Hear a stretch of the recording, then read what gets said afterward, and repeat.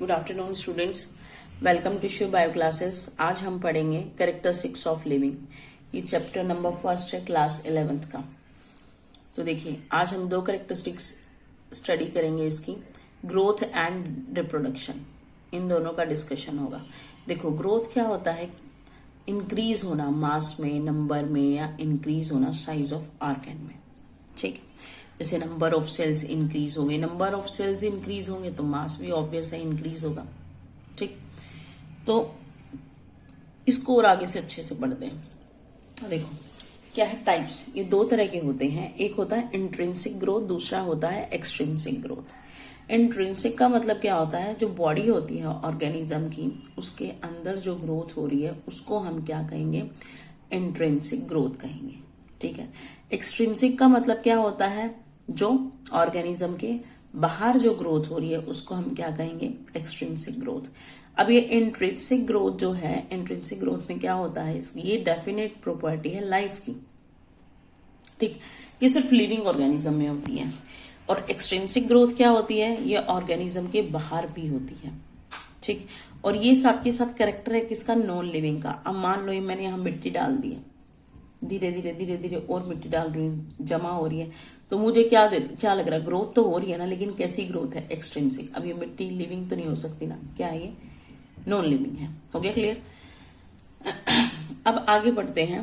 Intrinsic growth दो तरह की होती है। एक होता है इनडिटर्मिनेट, ऐसे याद करो। देखो, इंट्रिंसिक ग्रोथ के दो एग्जाम्पल है, एक है प्लांट, दूसरा है एनिमल्स। प्लांट्स में कैसी होती है? अनलिमिटेड। ये जब तक रहेंगे तब तक इनकी ग्रोथ होती रहेंगी। दूसरा है एनिमल्स। एनिमल्स में क्या होता है? एक सर्टेन एज तक इनकी क्या होती है? ग्रोथ होती है। उसके बाद क्या होता है? ग्रोथ होनी बंद हो जाती है। ठीक है। इंट्रिंसिक के मैंने क्या बताया? दो पार्ट्स हैं, इनडिटर्मिनेट और डिटर्मिनेट। इनडिटर्मिनेट का एग्जाम्पल है प्लांट, जिसमें कॉन्टिन्यूसली क्या होती है? Through out the life span growth होती रहेगी। डिटर्मिनेट में क्या होता है? सर्टेन एज तक एनिमल्स ग्रो कर पाएंगे। वो भी किस लिए? ताकि वो रिप्लेस कर सके लॉस्ट सेल को। डेली हमारे बॉडी में सेल्स टूटते हैं ना। ठीक, नेक्स्ट क्या है? रिप्रोडक्शन। रिप्रोडक्शन का मतलब क्या होता है? प्रोडक्शन होना किसी भी न्यू इंडिविजुअल का पेरेंट से या प्रोजेनी का, उसको हम रिप्रोडक्शन बोलते हैं। देखो, मल्टी सेलर के केस में क्या होता है? जो प्रोजेनी होती है, ऑफस्प्रिंग्स होते हैं, जो बच्चे होते हैं, वो ज्यादा और कम, कहीं ना कहीं मोर और लेस सिमिलर होते हैं अपने पेरेंट्स से। लेकिन यूनिसेलर के केस में क्या होता है? जैसे बैक्टीरिया है, यूनिसेलर एल्गी है, अमीबा है, इनमें क्या हो रहा है? इंक्रीज हो रहा है नंबर ऑफ सेल्स। और मैंने आपको यहाँ क्या बताया था? ग्रोथ में भी क्या होता है? इंक्रीज होता है नंबर ऑफ सेल्स में। तो कहीं ना कहीं ये दोनों सिनोनिम्स हैं, सेम ही वर्ड है, ग्रोथ भी और रिप्रोडक्शन भी, अगर हम यूनिसेलुलर ऑर्गेनिज्म के केस में देखें तो। ठीक, रिप्रोडक्शन क्या है? एक अगर इसके अकॉर्डिंग देखें तो रिप्रोडक्शन क्या है? ये नॉन लिविंग का फीचर नहीं है। लेकिन जैसे म्यूल्स हैं, जिनको खच्चर बोला जाता है, स्ट्राइल ह्यूमन कपल्स हैं, वर्कर बीज हैं, ये कभी भी रिप्रोडक्शन नहीं करते हैं, कभी भी रिप्रोड्यूस नहीं करते हैं, कभी भी प्रोजेनी नहीं बना सकते अपनी। तो इसके अकॉर्डिंग तो रिप्रोडक्शन क्या हुआ?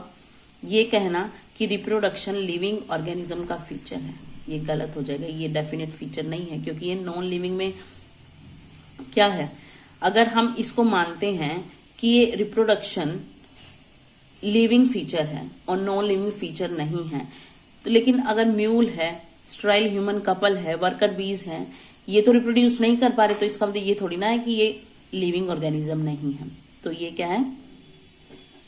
इनडेफिनिट प्रॉपर्टी है ग्रोथ और रिप्रोडक्शन। ठीक, नेक्स्ट क्या है? रिप्रोडक्शन कितनी तरह का होता है? दो तरह का होता है, asexual reproduction and sexual reproduction.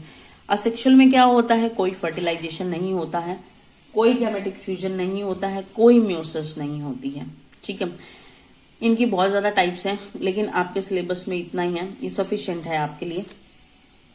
देखो, असेक्सुअल स्पोर्स फर्स्ट है। असेक्सुअल स्पोर्स जैसे एल्गे में, फंजाई में रिप्रोडक्शन होता है असेक्सुअल एसेक्सुअल स्पोर्स के थ्रू। ईस्ट हाइड्रा में क्या होता है? बडिंग की फॉर्मेशन होती है, बड की फॉर्मेशन होती है, उस प्रोसेस को हम बडिंग बोलते हैं। फ्रेगमेंटेशन, इसमें क्या है, फिलामेंटस एल्गे हुआ, फंजाई हुआ, प्रोटोनेमा ऑफ मोस्ट प्लांट हुआ, ब्रायोफाइट्स के केस में इनमें क्या है, फ्रेगमेंटेशन होती है, फ्रेगमेंट्स में टूट जाती हैं।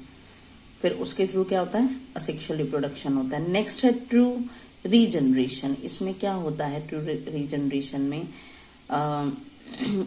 जैसे एक पार्ट में कट हो जाएगा प्लेनेरिया, जितने पार्ट्स में कन्वर्ट कट हो जाएगा उतने ही पार्ट्स क्या बन जाएंगे, प्लेनेरिया।